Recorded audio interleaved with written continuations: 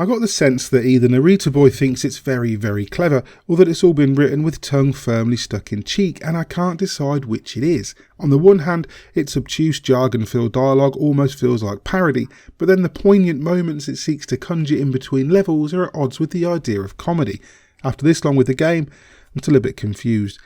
Either way, it tells a story of a teenage hero plunged into a virtual world to save the creator of the game in which he's trapped. This means an epic quest through multiple worlds and the need to seek out the creator's lost memories, which themselves tell the tale of his childhood and early life in Narita, Japan. The crux of it all is the Techno-Sword, a powerful legendary weapon that allows Narita Boy to carve his way through hordes of evil pixels and towering bosses and harness new powers to unlock previously impassable areas. It's very Metroidvania-like, although a lot of the backtracking is through short, closely spaced areas, which makes it feel more like busy work than most games of its type.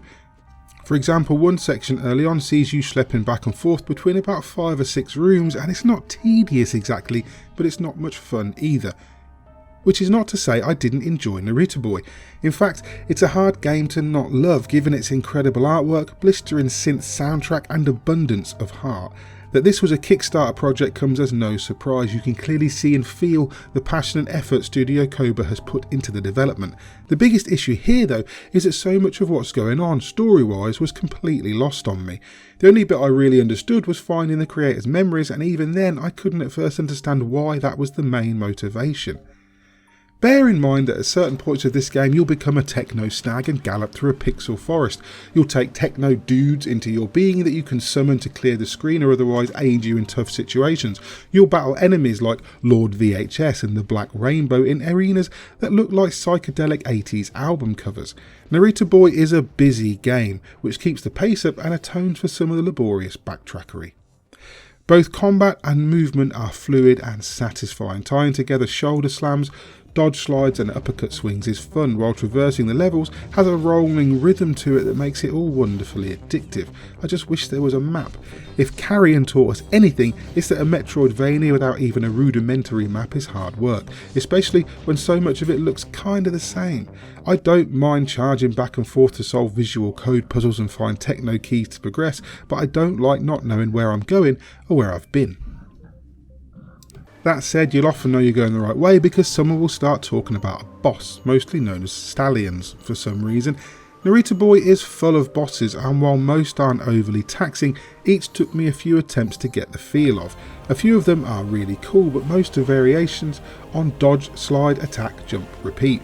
This isn't necessarily a bad thing though. In fact, it's nice to just be hampered by a few failed tries before moving on, as opposed to each boss being a solid wall of bastard hard difficulty that takes longer to beat than the whole world leading up to it.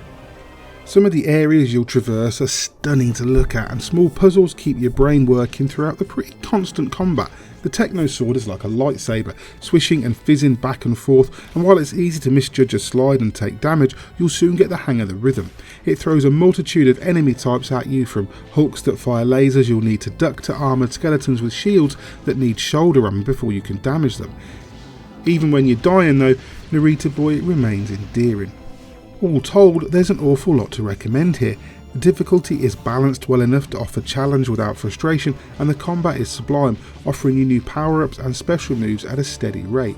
It's just a shame there's no map, and the dialogue could stand to be a little less forcibly nerdy, but overall, Narita Boy is a hugely enjoyable adventure that proves that even in this dreary modern age, techno isn't quite dead yet, and for that reason, I'm going to score it an 8 out of 10.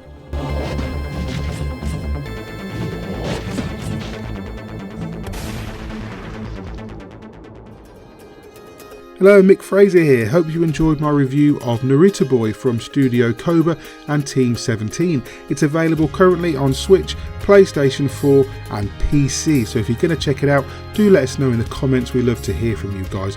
Also, if you like the video, please consider hitting like and subscribe. Maybe tag that bell icon too, so you're kept up to date with all the videos, reviews, previews, what have you that we post on a given day. And if you want to check out our Patreon and support us that way, go ahead and do that. We really do appreciate everything that you do for us. In the meantime, I've been Mick Fraser for God is a Geek, and you guys have been lovely. Bye.